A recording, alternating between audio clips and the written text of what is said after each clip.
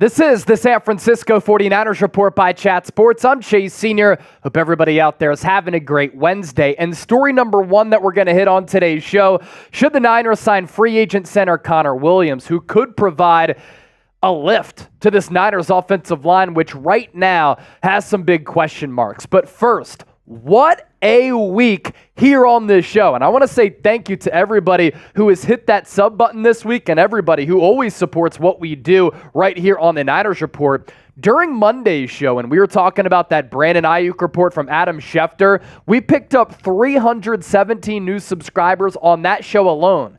And then yesterday I was off, but still did a video from the at-home studio, and we picked up 60 new subscribers. So now we are 95 people away from 134,000 subscribers as the largest independently run Niners channel right here on YouTube. It's a special honor that I do not take lightly. So if you haven't subscribed, do so right now, because what we do on this program, we provide you with daily and year-round coverage of the Niners. I want to continue to grow the faithful family, and if you're looking for content which has opinions, news, analysis, went to the Super Bowl, NFL Combine, all of our coverage, informative, entertaining, insightful, and involves you, then hit that sub button right now.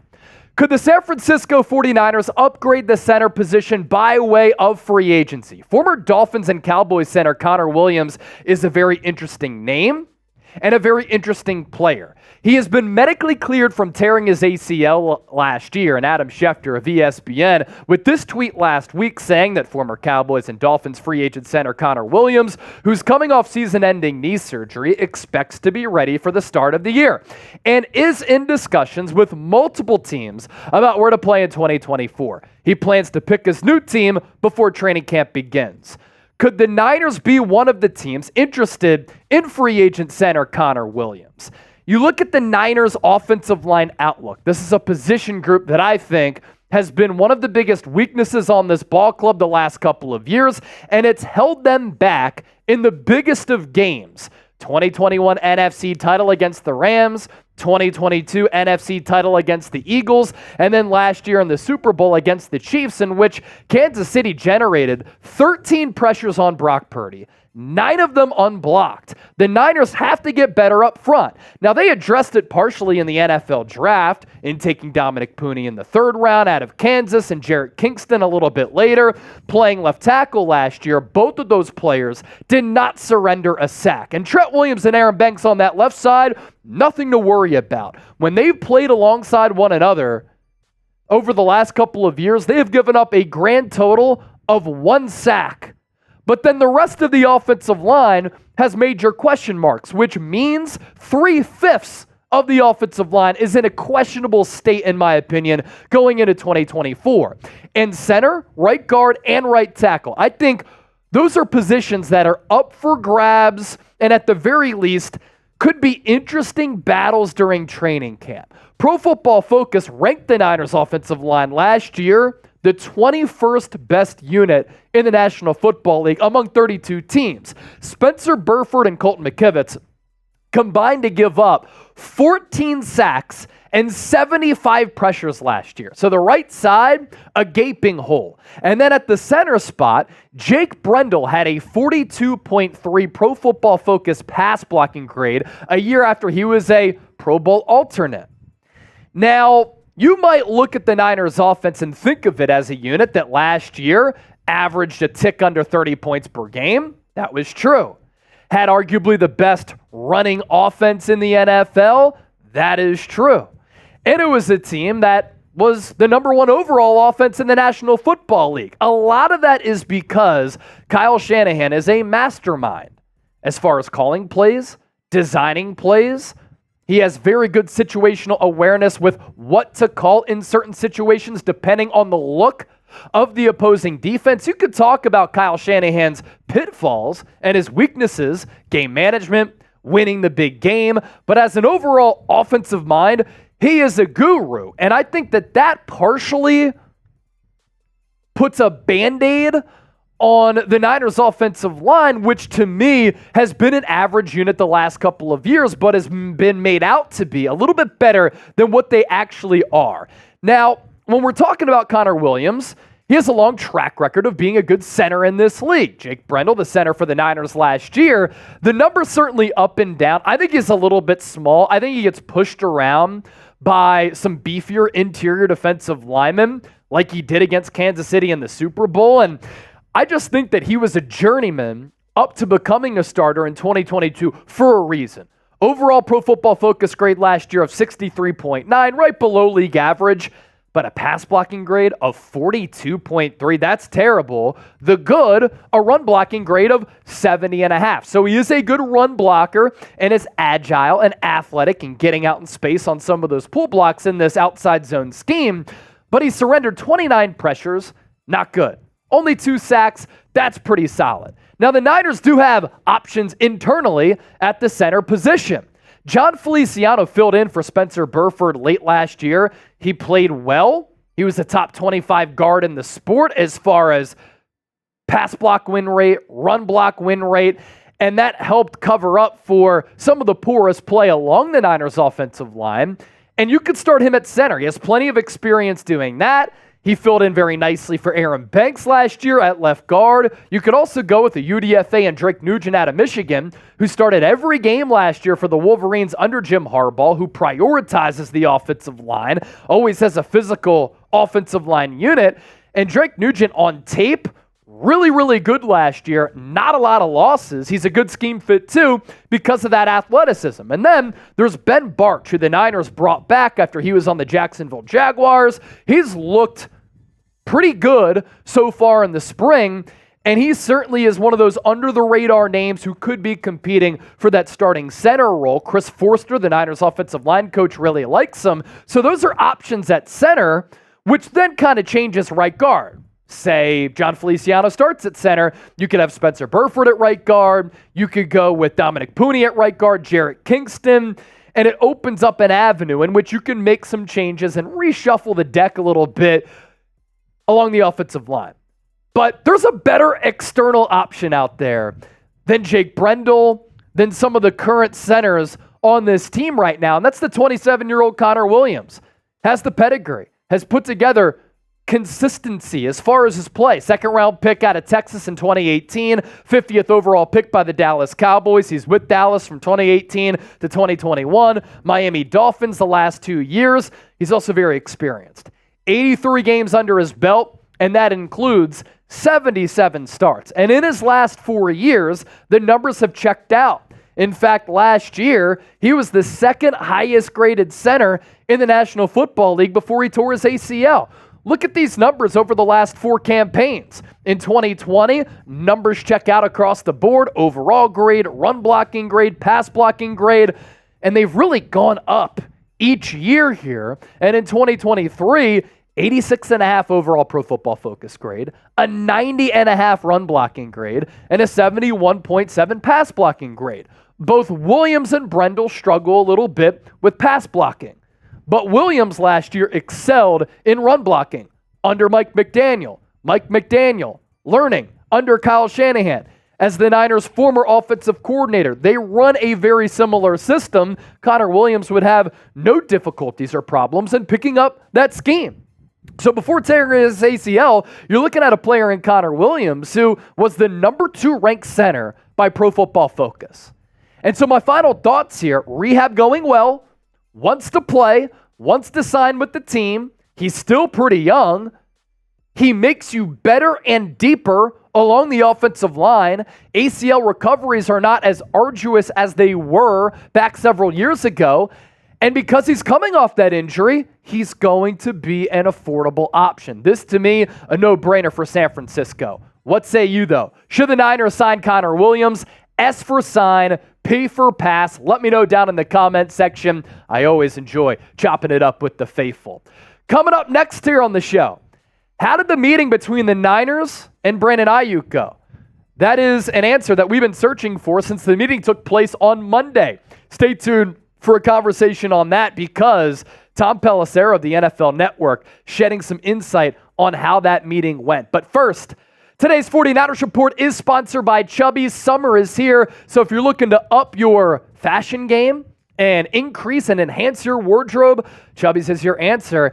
And the best part about this is not only do you look good, You feel good with some great summer apparel? You save some money. 20% off your purchase at chubbyshorts.com/chat, and make sure you use the code chat. Skies out, thighs out. You see my thighs and my legs right here? Yeah, I've been working on those. Summer is here, and our friends at Chubby's bringing the good vibrations. Chubby's is a lifestyle apparel brand that makes every moment feel like a vacation. They say fashion is an expression of one's character. So why not let the world know you're down for a good time? Chubby's offers a variety of high-quality men's apparel, from super stretchy shorts and swim trunks in 3 short inseam lengths to pants, to polos, button-down shirts for when you need to hit up your favorite weekend brunch spot. Embrace the spirit of endless summer with Chubby's, the ultimate destination for bold, vibrant, and outrageously comfortable clothing for a limited time only. Chubby's giving the faithful listeners 20% off your order using our exclusive code, and that is the code CHAT at chubbyshorts.com/chat. We'll put that link down below in the comment section as well as in the description of this video. The story of the week and the story of the offseason continues to be Brandon Aiyuk, and whether or not him and the Niners are going to come to an agreement on a contract extension. And since he set up that meeting with John Lynch and Kyle Shanahan on Monday, the big question, how did the meeting go? We haven't had an answer to that question until now on this beautiful Wednesday, June 26th of 2024. According to Tom Pelissero of the NFL Network, he said today that Aiyuk and the Niners had a good and productive meeting. Let's first recap the last couple of days to set the table here for those of you who do not know. On Sunday, Brandon Aiyuk posted on Instagram that he was flying to the Bay Area. PJ, private jet, Bay Area as the geotag. It looked as though his son was knocked out taking a nap, looking very, very comfortable, by the way, in a recliner. Must be nice to fly on the PJ. And that started a lot of speculation. Is Aiyuk flying to the Bay Area to sign that contract? Well, that's not necessarily the case, and wasn't necessarily the case, because on Monday, Ryan Clark, former NFL safety and current NFL analyst, said on ESPN that Aiyuk flying to the Bay Area to have a meeting with the San Francisco 49ers. He called it. His agent Ryan Williams of Athletes First, best friend of John Lynch, also present.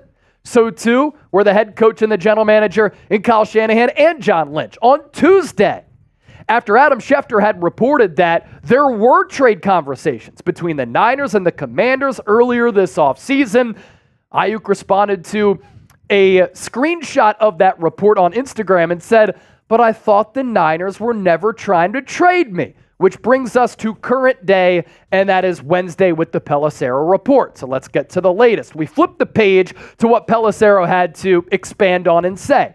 Aiyuk and the 49ers brass met on Monday at Aiyuk's request. This was a good meeting. Both sides said things that needed to be said, and they're going to keep working. It's important to note here, there's never been a trade request from Brandon Aiyuk. That has not changed. The 49ers' stance hasn't changed either. Despite getting trade calls on Aiyuk going back to draft week, they're moving forward, and they want Aiyuk to be a part of the team for 2024.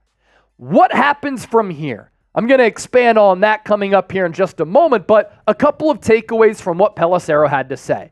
Of course, it's a positive that it was a good meeting. And when you have a meeting, when things have gotten a little bit personal, it's important to be honest, to share your feelings. That, in turn, is very, very productive. So both sides saying things that needed to be said means that it was a quality conversation. If you're in a relationship and that relationship is not going well and you keep your frustrations bottled in, all of that will accumulate over time and lead to bigger problems. So for Aiyuk to be honest, and for the Niners to be honest, that is part of a productive conversation. The fact that they can meet is obviously a good sign. It means that blood isn't boiling to the point where both sides hate one another, because sometimes work negotiations and sports contract negotiations can get to that point where the relationship is not reconcilable. So both sides from here, according to Pelissero, will go their separate ways, enjoy July 4th. But to me, clearly both sides are still at an impasse. Otherwise, a deal would have gotten done. We would have been live here on the 49ers Report talking about a contract extension for Brandon Aiyuk. But another positive spin, glass half full approach here. There's always time to get a deal done. And right now, there is plenty of time to get a deal done. Training camp doesn't get underway for nearly another month. And conversations can get to a point where a deal can strike very, very quickly. Of course, the big looming question, if a deal is done and gets done, how much will the Brandon Aiyuk contract extension be? Especially at this particular position in wide receiver where the market has taken off and exploded multiple times this offseason. Couple of details I want to pass along. First, you look at the highest paid wide receivers per year. This is average annual value. Some people like to say that AAV doesn't matter. It does matter. To be in the NFL, to be a professional athlete, you have to be a cutthroat competitor. And part of that is having bragging rights with your salary. Some players want to be known as the highest paid player at their position per year. There are some bragging rights that come with that. And you look at this list, it's a pretty good indication of who are the best wide receivers in the NFL. Okay, Justin Jefferson, A.J. Brown, Tyreek Hill, they're certainly on that list. As part of this conversation, the wide receiver market has exploded, and some of these wideouts this offseason have gotten overpaid, and the Niners, in waiting, the price tag for Aiyuk has gone up. But highest paid wide receivers per year, where does Brandon Aiyuk fit in this range here? Justin Jefferson, $35 million. A.J. Brown, $32 million. Tyreek Hill, Amon-Ra St. Brown, $30 million per season. Jalen Waddle, average annual value of $28.25. Devontae Adams, he signed that deal a couple of years ago. So the market has really drastically changed since then. $28 million. Cooper Kupp, $26.7. Devontae Smith, $25. Nico Collins at $24.25. And DK Metcalf, $24 even. That's per year. But guaranteed money is going to be pivotal in these negotiations as well. And you look at who is at number 10. Aiyuk, I imagine, because he's been the better, more productive, and is the younger wide receiver as compared to his counterpart in Deebo Samuel, wants more in AAV, and Deebo's right around $24 million, and he wants more guaranteed money. So could Aiyuk go to the negotiating table and say, I want between 60, 70 plus million dollars of guaranteed money per year if it's, let's say, a contract that spans between 3 to 5 years. He is not going to touch Justin Jefferson's AAV or the guaranteed money. That's historic right there. $110 million. A.J. Brown set the record before J.J. did. $32 million per year and $84 million for a wide receiver in guaranteed cash. But Aiyuk can say, I'm better than Amon-Ra St. Brown. What if I had the targets of Amon-Ra St. Brown? My production would be that caliber. So I deserve to get in the range of what Amon-Ra St. Brown got in AAV as well as guaranteed money. And that's why there could be that impasse. And that's why maybe a deal has not gotten done. Because Aiyuk has a number in mind that is too high for the Niners' liking. And the Niners' offer right now is too low for the liking of Brandon Aiyuk. What is your best Aiyuk contract projection? I've released mine here on this show on multiple occasions, so you let me know down in the comment section. I think he gets around $28 million per year. I'm going to continue to go with that. He comes down a little bit, Niners go up. They get a deal done. BA, number 11, back in a Niner uniform for years to come, and he continues that connection alongside Brock Purdy. Next part of this conversation is this. Is this why the Niners are hesitant to give Aiyuk a new deal because of his usage, how Kyle Shanahan utilizes and runs his offensive system, and Aiyuk's role in it? Warren Sharp put together some fascinating numbers on X, and let's relay those numbers to the audience here. Important context if you're comparing Brandon Aiyuk's stats to other wide receivers. Since trading for Christian McCaffrey, the 49ers throw the ball at the 32nd rate in the NFL. That's last, by the way, in the NFL. They pass on only 51.8% of offensive snaps, and they've called only 1,643 offensive snaps. That's 28th in the NFL. You compare that to Justin Jefferson's of the Minnesota Vikings, for example. Minnesota, number 2 in pass rate, 65.9%. Number 4 in total offensive snaps, 1,816. Way more opportunities to accumulate counting stats for a wide receiver versus the 32nd pass rate and 28th in total snaps. On a personal level, this hampers Aiyuk's opportunities to accrue counting stats. There have been 28 wide receivers with 100-plus grabs the last 1.5 years. Out of 28 wide receivers on a per-game basis, Justin Jefferson, 10.5 targets, number 2. 7.1 receptions, number 4. Aiyuk, on the other hand, in targets, 6.5, 28th. Receptions, 4.7, 25th. So in turn, it's what I talked about when talking about comparing Amon-Ra St. Brown to Aiyuk. Fewer opportunities limits Aiyuk's receiving yards, receiving touchdowns, etc. when comparing him to other wide receivers. And that's why there could be a gap in these contract negotiations right now as we sit here at the end of June. And it's a fair question for San Francisco from an organizational, operational standpoint. Kyle Shanahan, John Lynch, Parag, coaching staff, organization, Jed York, they're probably looking at one another saying, do we want to pay $28 to $30 million per year for a wide receiver when we sign McCaffrey to that extension? We're going to continue to be a run-heavy offense, and we like to spread the football around. It's a valid question. Be sure to give me a follow on X. Give me a follow on Instagram. Both platforms blowing up right now. Put out my thoughts, opinions, short-form content as far as videos go on those pages at Chase_Senior. Don't be a stranger. Say what's up, and we'll catch you next time here on the show.